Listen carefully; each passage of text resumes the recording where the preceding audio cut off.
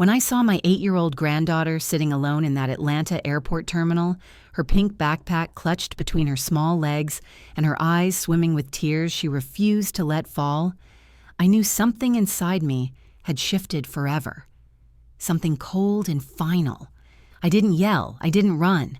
I just walked toward her with purpose, my heels clicking against that polished floor, my heart pounding a rhythm so loud, I swear every traveler around me could hear it. Harmony looked up when she heard my footsteps. Recognition flickered across her face, followed by something that broke me, relief mixed with shame. Her lips trembled, but no words came out. Neither of us spoke. I simply reached down, took her small hand in mine, picked up her worn suitcase with the other, and we walked out of that terminal in heavy silence. Before we begin, I'd love to know something. Where in the world are you listening from? Drop your city or country in the comments so we can see how far our stories reach. And if you haven't already, feel free to subscribe. It truly helps our community grow. Thank you for being here. The text message still glowed on my phone screen like an open wound.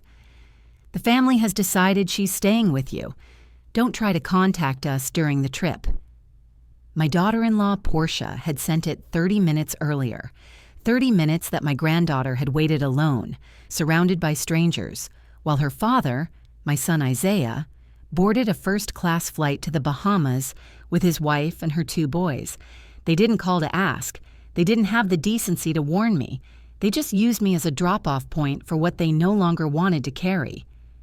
I drove the entire way home from Hartsfield-Jackson in silence. Harmony stared out the window at the Atlanta skyline disappearing behind us, her small hands clenched tight in her lap. I could feel her fear radiating off her skin. I could feel her confusion, her shame. This child had been abandoned like she was worthless. And the worst part?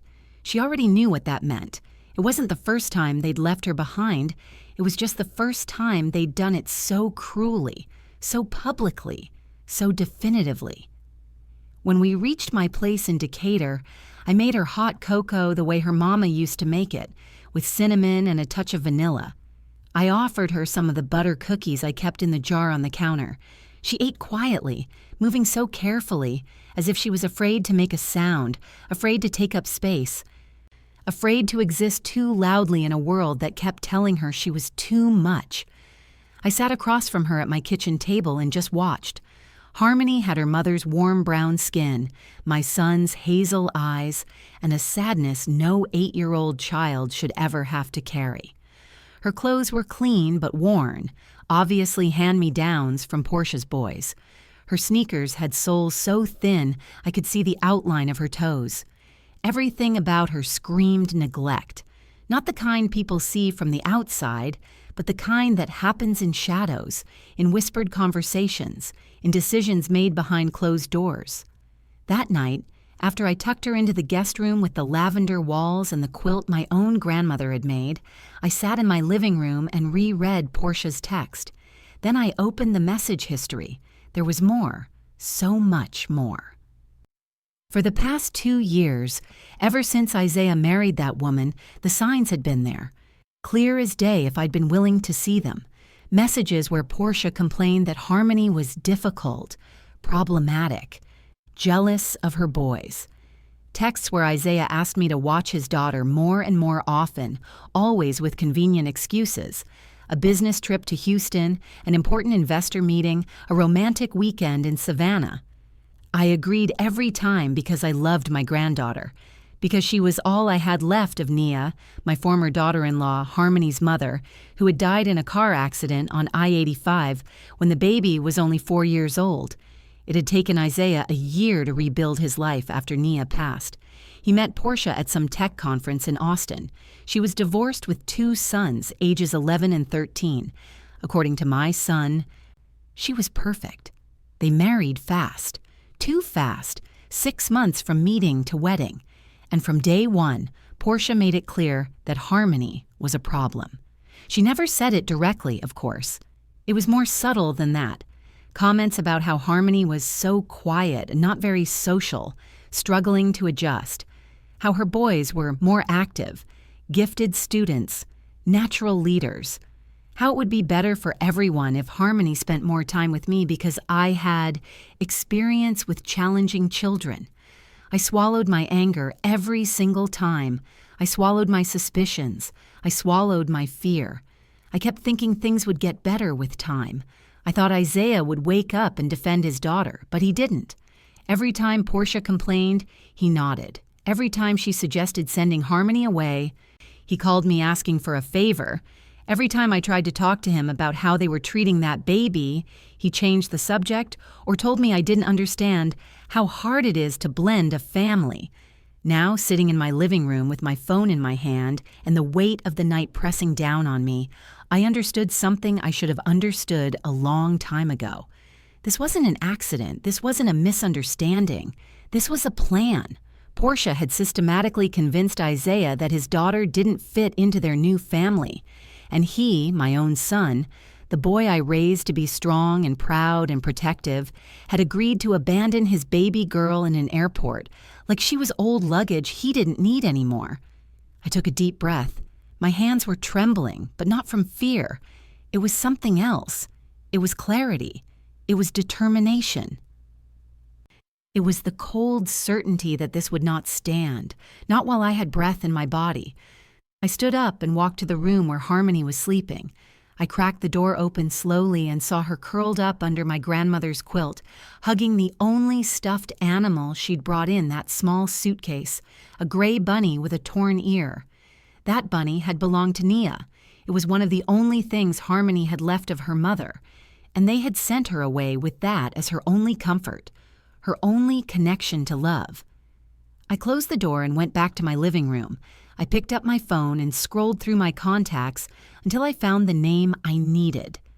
Terrence Mitchell, my attorney, my friend of more than 30 years, a black man who had built his practice defending families like ours, who'd seen enough cases of cruelty to know exactly what to do when the law needed to catch up with what was right. I sent him a short text. "I need to see you tomorrow, urgent. I have proof." He replied in less than 5 minutes. "I'll be there at 9. I put the phone down and stared out my window at Decatur. Outside, the neighborhood was still alive. Porch lights glowing, cars pulling into driveways, the sound of someone's music drifting through the humid Georgia night. The world was still turning, still moving, completely indifferent to what had just happened to my granddaughter.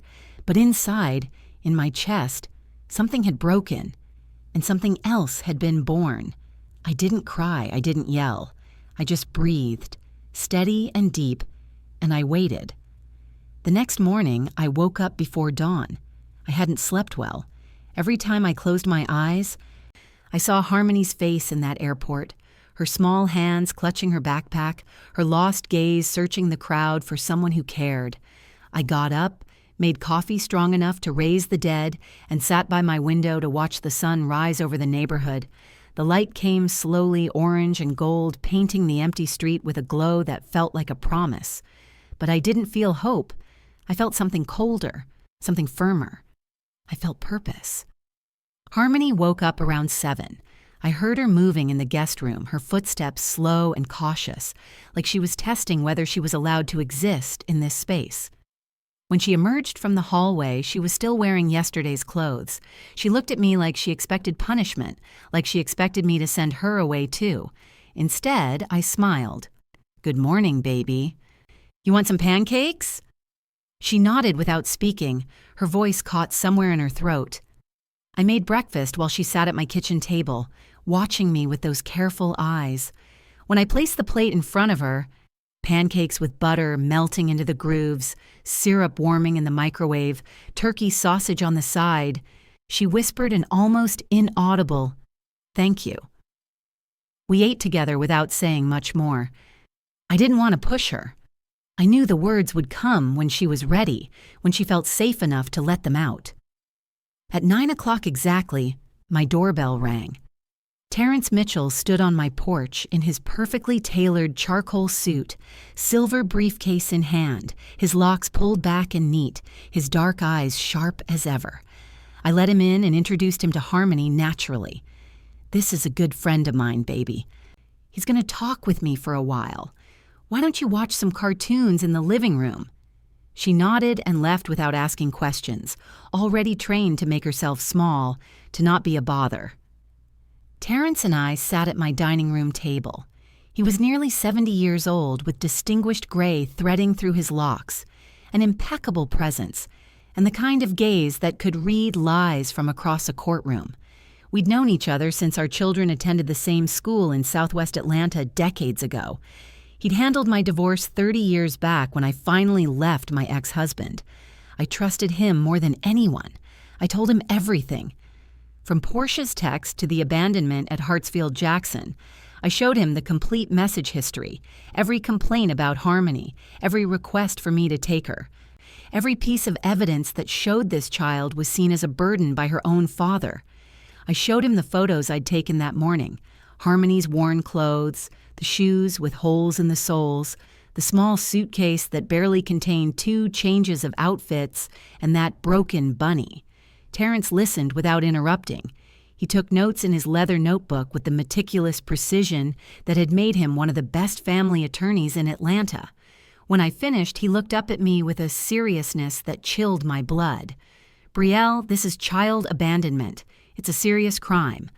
They left an 8-year-old girl alone in an airport without adult supervision. That's criminal neglect. Furthermore, we have documentary evidence of a pattern of psychological mistreatment and systematic exclusion. With this, we can request temporary custody immediately, and in a few months, permanent custody." I nodded slowly, feeling the weight of what was coming settle onto my shoulders. "What do you need from me?" Terrence closed his notebook and leaned forward. "First, I need you to document everything from this point forward. Every meal, every conversation, every expense, every moment of care you provide. Keep receipts, take photos, build an unbreakable case. Second, don't respond to any messages from your son or his wife. Forward everything they send to me. Third, prepare yourself for a fight. They're going to react badly when they find out what's coming." "I'm ready," I said, and I meant it with every fiber of my being. "Good." Terrence stood up, gathering his things. "I'll file the emergency custody petition this afternoon. The hearing will likely be scheduled within a week. Be strong, Brielle. You're doing the right thing." After he left, I stood in my dining room and looked at Harmony through the doorway. She was sitting on my couch watching cartoons, but her eyes were distant, unfocused. That child was somewhere else in her mind, probably trying to understand why her father had left her behind, wondering what she'd done wrong to deserve this. I walked over and sat beside her. She glanced at me quickly, then back at the television. "Harmony," I said softly, "I need you to know something. You're going to stay here with me, not just for a few days, for as long as you need. This is your home now." Her bottom lip trembled. "Daddy doesn't want me anymore?" The question shattered something inside me, but I kept my voice steady. "Baby, your daddy is confused right now. He made a very bad decision. But that doesn't mean you did anything wrong, you hear me? This is not your fault." She nodded, but I could see she didn't believe me yet. That kind of pain doesn't heal with words.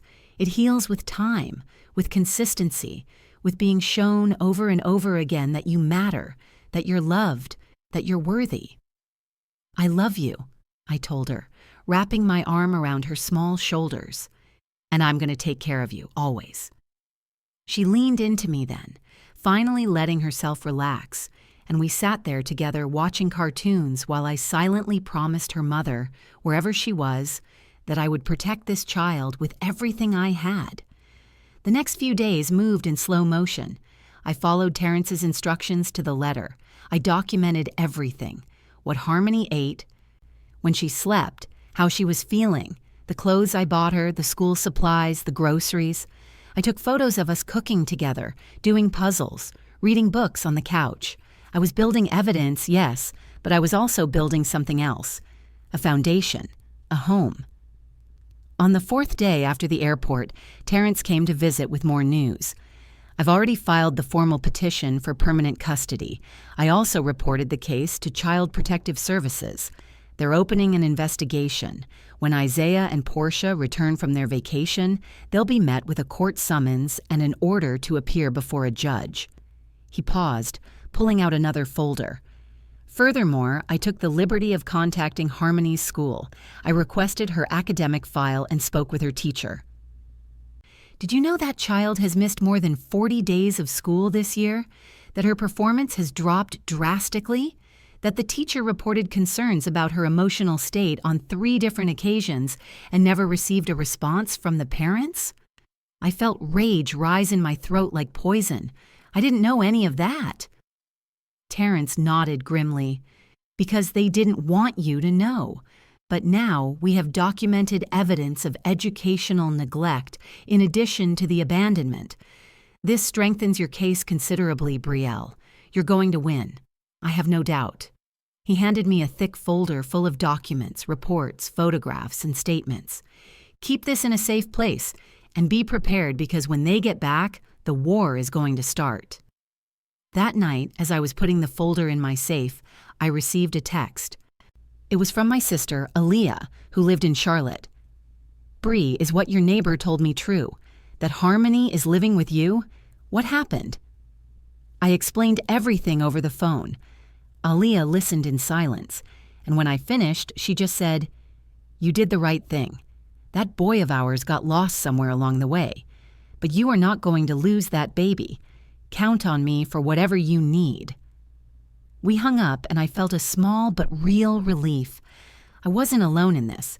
The following days were about preparation. Terrence instructed me on what to say and what not to say. He explained the judicial process, the steps they would take, the possible reactions from Isaiah and Portia.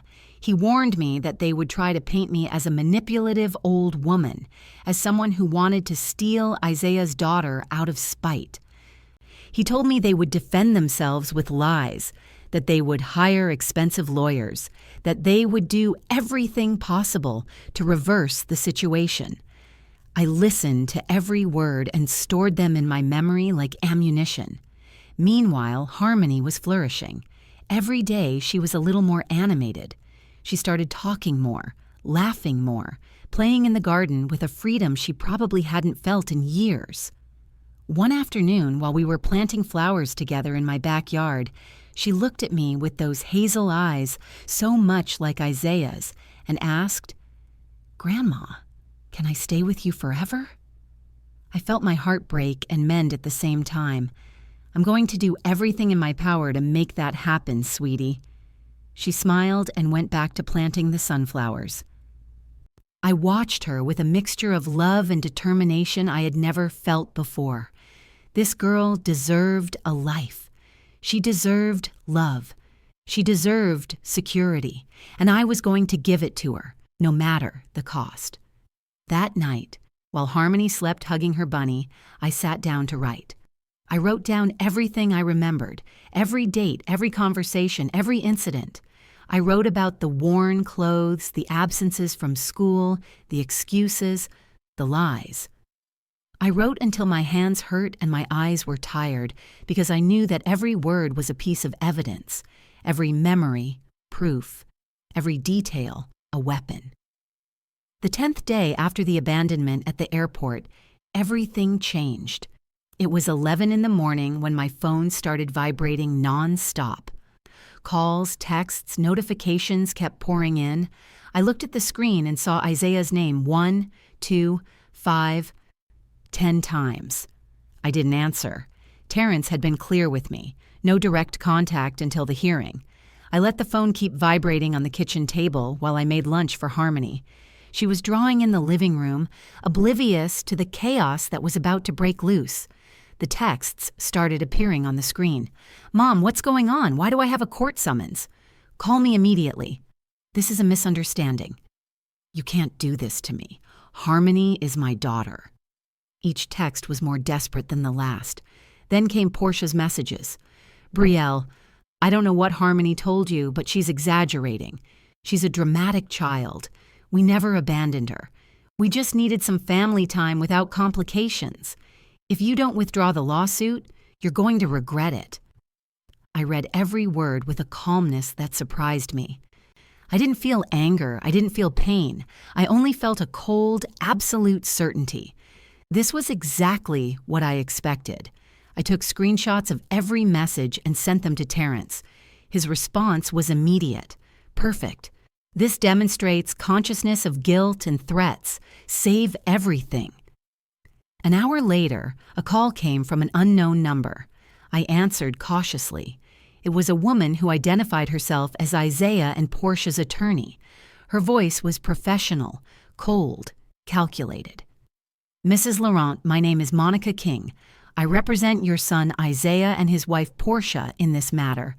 I would like to discuss the possibility of reaching an out-of-court settlement before this escalates unnecessarily." I listened without interrupting. She continued, "I understand there was a misunderstanding at the airport. My clients are willing to acknowledge that they could have handled the situation better. They're willing to establish a formal visitation schedule for you and to compensate you financially for the inconvenience." I laughed. It was a dry, brief laugh that took her by surprise. "Tell your clients that abandoning an 8-year-old girl at an airport is not a misunderstanding. It's a crime. And I'm not interested in visits or money. I'm interested in the permanent custody of my granddaughter. Good morning." I hung up before she could respond. My hand was trembling slightly, but not from fear. It was pure adrenaline. That afternoon, Terrence called me again. "Brielle, I just received a call from Isaiah's lawyer. She says her clients want to negotiate. I told them there's nothing to negotiate. But I want to warn you, they're going to try to paint you as the villain. They're going to say you're manipulating Harmony, that you're using this to take revenge on Isaiah for something in the past, that you're too old to care for a child. Be prepared for that." I took a deep breath. Let them try. We have the truth on our side. The following days were an inferno of pressure. Isaiah started sending me more aggressive messages. "Mom, you're destroying me. This is going to cost me my job. Portia is devastated. Why are you doing this to me? I always gave you everything. I was always a good son." I read those words and felt something break inside me. This was the boy I had raised alone after my divorce. The boy I had taken to school every day for 12 years. The one I had supported in every decision. The one I had loved unconditionally. And now that same man was asking me why I was destroying him after abandoning his own daughter. I replied only once, a short, direct, definitive message. "Isaiah, you left your 8-year-old daughter alone at an airport while you boarded first class with your new family. I'm not destroying you. You destroyed yourself. Do not contact me again until the hearing." I blocked his number immediately afterward. I didn't want to read anymore. I didn't want to hear any more excuses, more lies, more pathetic attempts to justify the unjustifiable. Portia tried another approach. She started sending me texts from different numbers, pretending to be concerned. "Brielle, I know you're angry, but think about Isaiah. He loves you. This is killing him. Harmony will be fine with us. I promise you. Just withdraw the lawsuit and we can all move forward." I blocked every number. I forwarded every message to Terrence. Each one was more evidence of their desperation, more proof that they knew exactly what they'd done wrong. One night, around 11, my doorbell rang. I looked through the peephole and saw Isaiah standing there, alone, his face haggard and desperate. I didn't open the door. "Mom, please," he said through the door. "Let me talk to you. Let me explain." "Go home, Isaiah," I said firmly. "If you don't leave, I'm calling the police for harassment." He stood there for another minute, then finally walked away. I watched through the window as he got in his car and drove off. My hands were shaking, but I didn't feel guilty. I felt strong. The preliminary hearing arrived exactly 1 week after Terrence filed the petition. It was scheduled for 9 in the morning at the Fulton County Courthouse. I dressed in my best navy blue suit, the one I'd bought years ago for my mother's funeral. Professional, dignified, unshakable. Harmony stayed home with Aaliyah, who had driven down from Charlotte to support me. I didn't want her in that courtroom, didn't want her to see her father try to defend the indefensible. Terrence met me outside the courthouse, looking every bit the warrior he was in his perfectly pressed suit. "Remember, Brielle, stay calm. Answer only what you're asked. Let me do the talking. We've got this." Inside, the courtroom was smaller than I expected. Cold, sterile. Isaiah sat on one side with Portia and their attorney, Monica King, a sharp-looking woman in an expensive designer suit. When Isaiah saw me, his face crumpled. But I looked right through him. He was a stranger to me now. The judge entered, a black woman in her 60s named Judge Patricia Langston. I'd heard of her. She had a reputation for being tough but fair, especially in cases involving children. Judge Langston reviewed the emergency custody petition in silence, her reading glasses perched on her nose. The room was so quiet I could hear my own heartbeat. Finally, she looked up. "Mr. Laurent," she said, her voice carrying the weight of authority, "do you have an explanation for why you left your 8-year-old daughter alone at Hartsfield-Jackson International Airport without confirming that someone would be there to pick her up?" Isaiah's attorney started to speak, but Judge Langston held up her hand. "I asked your client, counselor, not you." Isaiah cleared his throat, looking nervous. "Your Honor, it was a miscommunication. My mother has watched Harmony many times before. We assumed—" "You assumed," Judge Langston interrupted, her voice sharp as a blade. "You assumed your mother would drop everything to care for a child you didn't even have the courtesy to ask her about. You assumed she'd be available at a moment's notice. You assumed your daughter's safety and well-being were less important than your vacation to the Bahamas." "It wasn't like that," Portia interjected, but the judge's gaze silenced her immediately. "Mrs. Laurent, you sent a text message stating that the family had decided Harmony would stay with her grandmother. Would you care to explain who this family is? Because from where I'm sitting, Harmony is part of your family, unless, of course, you don't consider her as such." Portia's face went pale. She didn't answer. Judge Langston turned back to Isaiah. "Mr. Laurent, I've reviewed the message history provided by your mother.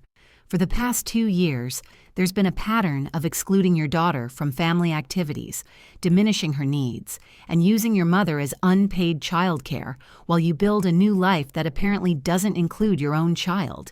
Is that an accurate assessment?" Isaiah looked down at his hands. "Your Honor, blending families is complicated. You were trying to erase your daughter," Judge Langston said bluntly. "Let me be very clear with you. What you did was not complicated. It was cruel, it was neglectful, and it was illegal." She paused, letting those words sink into the room like stones dropping into water. "I'm granting Mrs. Brielle Laurent temporary full custody of Harmony Laurent effective immediately. Mr. Laurent, you will have supervised visitation only to be scheduled through the court. You will attend mandatory parenting classes and family therapy. You will pay child support based on your income, which according to your financial disclosure is substantial.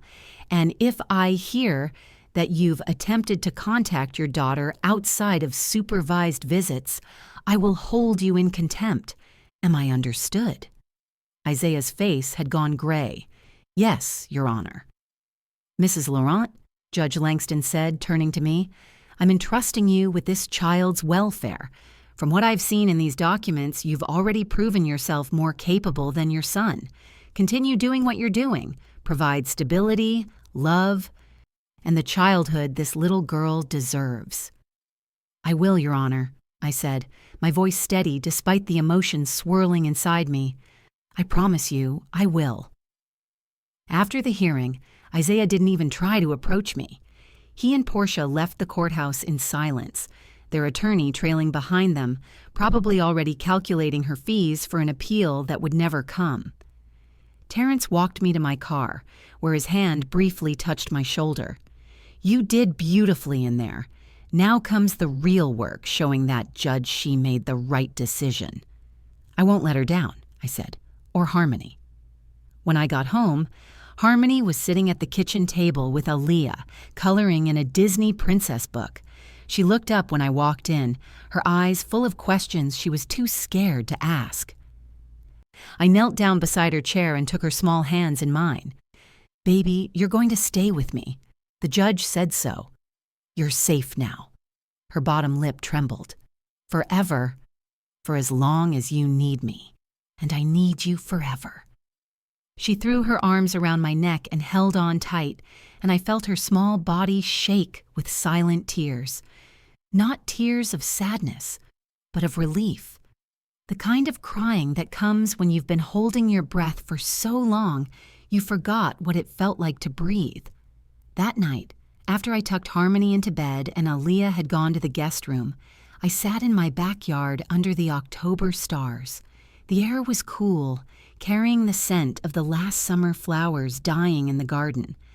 I thought about everything that had happened in the past 2 weeks, how my entire life had changed in the span of a text message. But I didn't regret it, not for a second. The months that followed were a slow process of healing and building. Harmony started therapy with Dr. Simone Carter, a Black woman who specialized in childhood trauma and had an office in Midtown. Every Thursday afternoon, I drove Harmony there, and every week I saw my granddaughter open up a little bit more, let go of a little bit more of the pain she'd been carrying. We established routines that became the backbone of our new life together. Pancakes on Saturday mornings with Harmony standing on a stool beside me, helping to pour the batter. Church on Sundays at Ebenezer Baptist, where the music filled our souls and the community wrapped around us like family. Homework at the kitchen table every evening after dinner. Bedtime stories before sleep, sometimes books. Sometimes stories I made up about brave little girls who overcame impossible odds. Simple, steady rhythms that said, "You are safe here. You are loved here. You are home." Harmony started making friends. At the summer camp I enrolled her in at the community center, she met a girl named Ashley who became her best friend almost immediately. They were inseparable, giggling over inside jokes, playing in the sprinkler in my backyard, making elaborate chalk drawings on the driveway that I'd photograph before the rain washed them away. I'd watch them from the kitchen window while I prepared dinner, and my heart would swell with gratitude for these ordinary, beautiful moments. Isaiah attended exactly 2 supervised visits at the Family Visitation Center before he stopped coming altogether. Both times, Harmony came back quiet and withdrawn. Her shoulders hunched like she was trying to disappear. After the second visit, Dr. Carter called me. "Mrs. Laurent, I think we need to pause the visits for now. Isaiah is using them to unload his guilt onto Harmony rather than connecting with her. It's doing more harm than good." "What do I need to do?" I asked. "Let me submit a report to the court. With your permission, I'll recommend that visits remain suspended until Isaiah completes his mandated therapy and demonstrates genuine change in his approach." I agreed without hesitation. I wasn't going to force my granddaughter to see a man who made her feel worse about herself. The child support arrived promptly every month. $200 deposited into an account I'd opened specifically for Harmony. I didn't use it for everyday expenses. I was saving it for her education, for her future, for college and opportunities and whatever dreams she'd grow into. My pension was modest but adequate, and I had savings from 40 years of working as an administrative assistant at Morehouse. I didn't need Isaiah's money, but it was his responsibility, and I accepted it for Harmony's sake. I didn't hear anything directly from Portia, but I heard rumors through mutual acquaintances in the neighborhood. Her marriage to Isaiah was falling apart. The scandal of the custody case had reached her workplace. She was a real estate agent, and she'd lost several important clients who didn't want to be associated with someone who'd abandoned a child. Her own sons, now teenagers, were having problems at school, acting out in ways that suggested their home life wasn't as perfect as Portia had pretended. Part of me felt a flicker of satisfaction hearing that, but mostly I just felt indifference. Portia was no longer relevant in my life. She had no power over me or Harmony. She was just a closed chapter in a book I was no longer reading. The permanent custody hearing was scheduled for 6 months after the initial ruling. Terrence had prepared me for the possibility that Isaiah might contest it, might show up with evidence of change, might fight for his daughter. But when the day came, Isaiah didn't even appear in court. His attorney submitted a letter stating that after careful consideration and upon the advice of his therapist, Isaiah felt it was in Harmony's best interest to remain with me permanently. I should have felt triumph in that moment. I should have felt vindication. But all I felt was a deep, pervasive sadness. Sadness for the relationship my son had chosen to destroy. Sadness for what Harmony had lost. Sadness for the man Isaiah had become. Judge Langston reviewed the case file in silence, flipping through the social worker's reports that documented Harmony's remarkable progress. Reading Dr. Carter's testimony about her emotional healing, examining the school records that showed her grades improving from D's and F's to A's and B's. Then she looked at me over her reading glasses. Mrs. Laurent, it's clear from these reports that you've provided this child with a stable, loving home. The transformation documented here is remarkable. I'm granting you permanent legal custody of Harmony Laurent. She is yours to raise. I closed my eyes and breathed out a breath I felt like I'd been holding for months. Thank you, Your Honor. No, Judge Langston said softly. Thank you for doing what was right when it would have been easier to look away.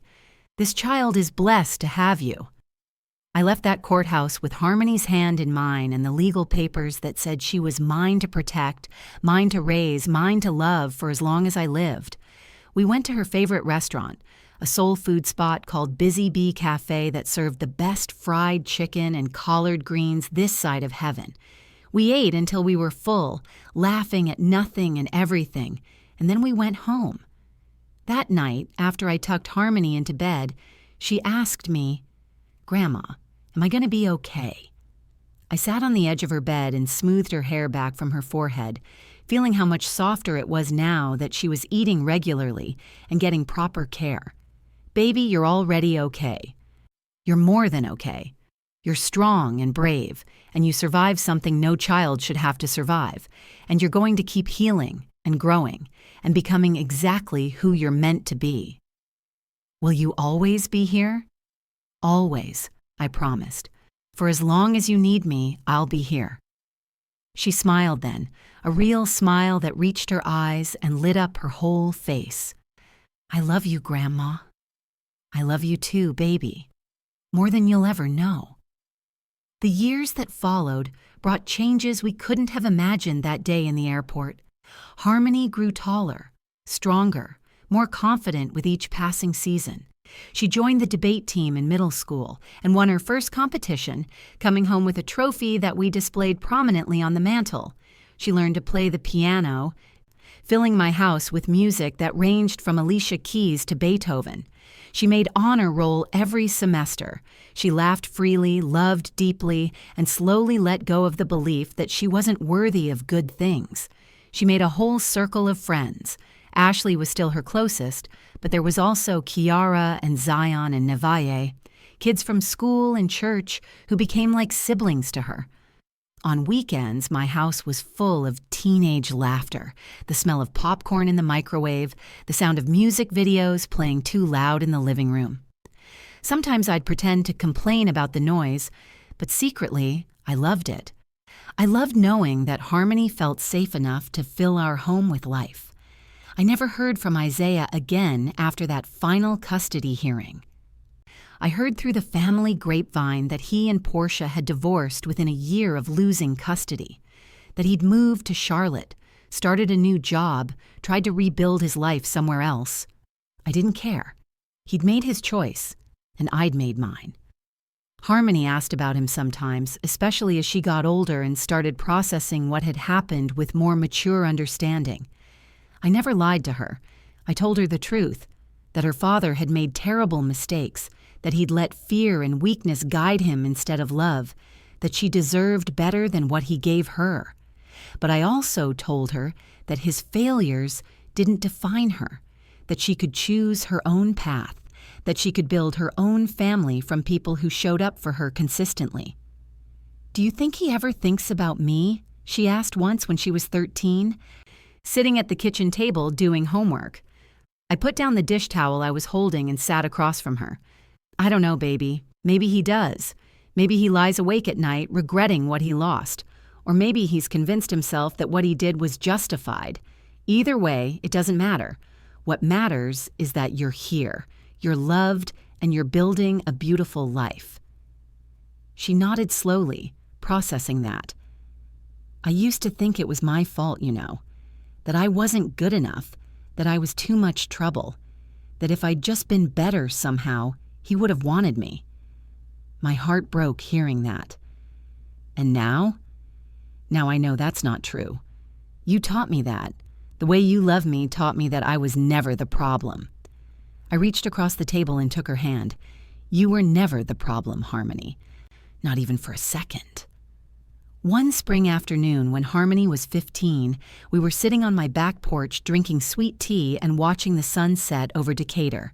She'd just gotten her acceptance letter to the honors program at her high school, one of the top public schools in Atlanta. She was going to be fine, better than fine. She was going to be extraordinary. "Grandma," she said softly, not looking at me, "I never thanked you." "For what, baby?" "For saving me, for fighting for me when no one else would, for giving me a home when I didn't have one, for showing me what real love looks like."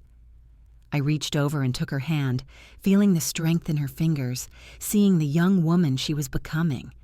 "Harmony, you never have to thank me for loving you. That's what family does, real family." She leaned her head on my shoulder, and we sat there in comfortable silence, watching the sky turn from gold to pink to purple. The years had passed, but the memory of that day in the airport was still there, still clear. Only now it didn't hurt the same way. Now it felt like the beginning of something instead of the end. The moment when everything changed, when I became who I was always meant to be. A woman who didn't back down. A woman who fought for what mattered. A woman who loved fiercely and protected without compromise. I thought about all those nights I'd spent worrying if I was doing the right thing, if I was strong enough, if I could really raise a child at my age, and I realized that those fears had been pointless, because love had been enough, showing up had been enough, being consistent and honest and present had been enough. "You know what's funny?" Harmony said, breaking the silence. "What's that?" "Daddy and Portia thought they were getting rid of a problem when they left me at that airport. They thought they were freeing themselves from a burden. But really, they were giving me the greatest gift. They were bringing me to you." I felt tears sting my eyes. "Baby, you're the one who gave me a gift. You gave me purpose when I thought my life was winding down. You gave me a reason to be strong when I'd forgotten how. You gave me the chance to do something that mattered." She lifted her head and looked at me with those hazel eyes that used to be filled with fear and pain, but now sparkled with confidence and joy. "We saved each other, didn't we?" "Yes," I said, my voice thick with emotion. "Yes, we did." As the last light faded from the sky and the stars began to appear, I thought about justice. Real justice. Not the kind that happens in courtrooms, though that had been important too, but the kind that happens when wrong is made right, when love overcomes cruelty, when a child who was thrown away becomes cherished beyond measure. They had thought they were punishing me by leaving Harmony behind, that they were dumping their problem on my doorstep. But all they did was give me the opportunity to do the greatest thing I'd ever done in my life, to raise this beautiful, brilliant, strong young woman, to watch her heal and grow and flourish, to love her the way every child deserves to be loved. I didn't lose a son that day at the airport. I found my purpose. I found my strength. I found my voice. And most importantly, I found Harmony, not just geographically, but in every way that mattered. We sat there on that porch until the mosquitoes drove us inside, talking about everything and nothing, planning her future, remembering the journey we'd taken together. And as we finally went inside and I locked the door behind us, I looked around at the home we'd built together. Not perfect, but real. Not without scars, but full of love. Not without challenges, but overflowing with hope. They left her behind thinking she was worthless. I picked her up and showed her she was priceless, and that made all the difference. If this story moved you, don't forget to like, subscribe, and turn on notifications. Every click helps our community's stories be heard loud and clear.